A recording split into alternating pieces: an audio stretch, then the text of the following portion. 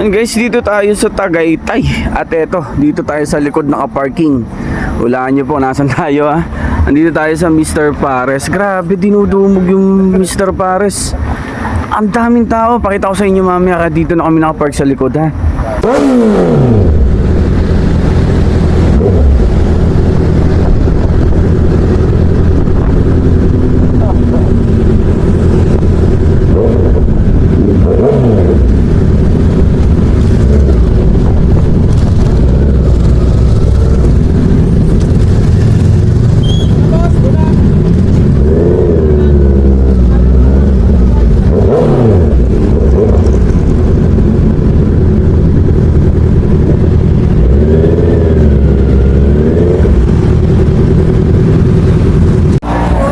Grabe, tingnan nyo yung pila mga idol, ang daming tao.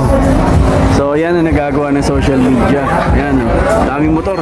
Kaya sa likod na kami nakapark. Grabe oh. So yun yung in-order namin. Ito yung nakikita ko sa Facebook. Crispy ulo, tsaka crispy pata. So pang 5 tao tsaka 4 na tao. 7 lang kami. Bahala na.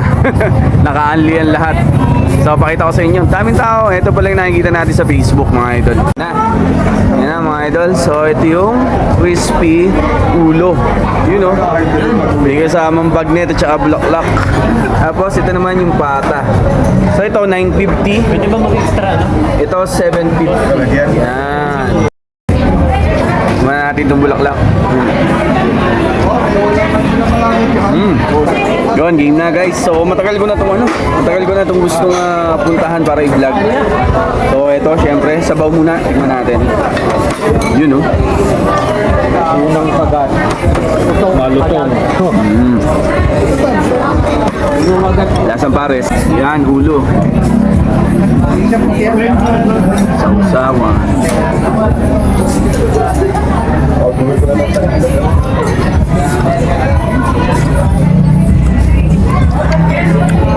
Bulaklak. Bagnet. Laki ng bagnet. Malutong ba? Oh, malutong naman.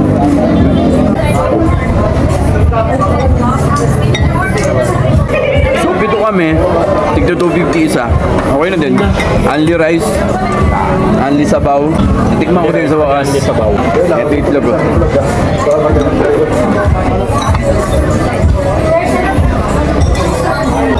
Yung ulo pala niya, hindi ganun kadaming laman, ano? Ah, hindi, meron din. Maraming balat, ano? Ayun. Yun, no? Ito naman mga idol, yung pata. Ayan. Pata. Yun. Sarap kamayin, no?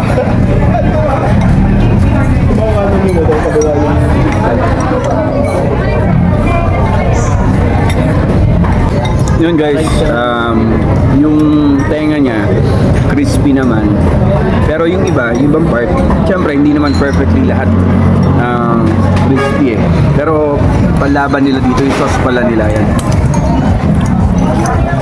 special sauce nila yon.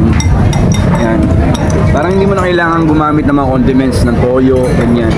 So malasa yon, yung sinasawsawan nila.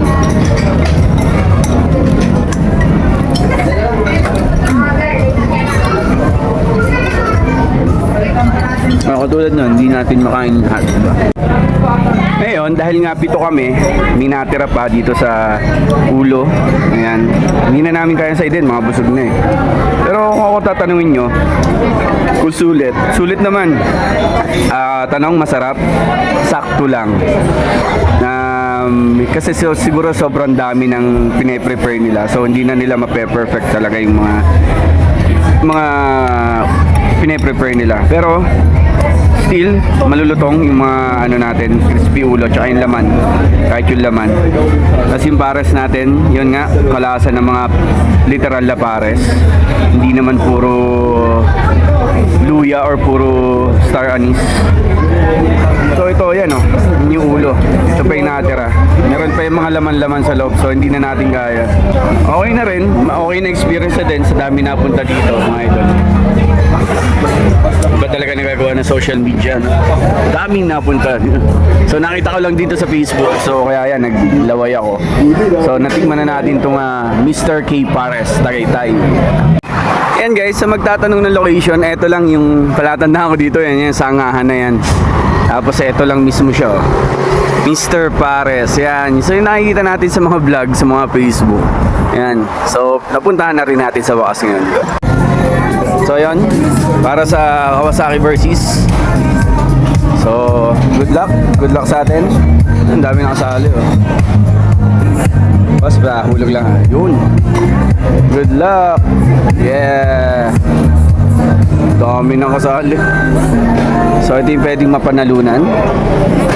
Kawasaki versus.